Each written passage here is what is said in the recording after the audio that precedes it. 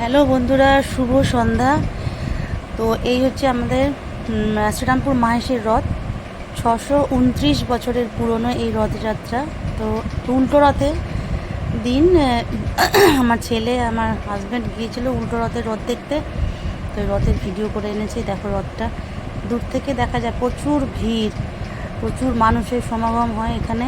রথ আজকে মাসির বাড়ি থেকে নিজের বাড়িতে ফিরে যাচ্ছে, নিজের মন্দিরে ঠাকুর তুলে দেওয়া হবে।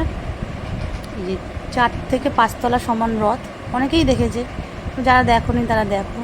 এই যে মাহেশের রথ, ভারতের দ্বিতীয় বৃহত্তম রথ হচ্ছে মাহেশের রথ। পুরীর রথের পরেই শ্রীরামপুর মাহেশের রথ।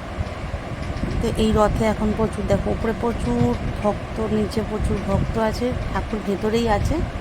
আর এবার ঠাকুরকে নামিয়ে মন্দিরে ঢুকিয়ে দেওয়া হবে। ভিড় প্রচুর। এখানে মাহেশে মেলা হয়, 1 মাস ধরে সেই মেলা চলে।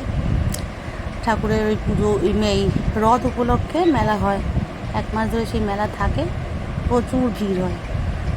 জয় জগন্নাথ। এই যে ছেলে আর আমার এই যে হাজব্যান্ড সবাই রথের সামনে একটু ছবি টবি তুলেছে রথ দেখতে গিয়ে। জয় জগন্নাথ।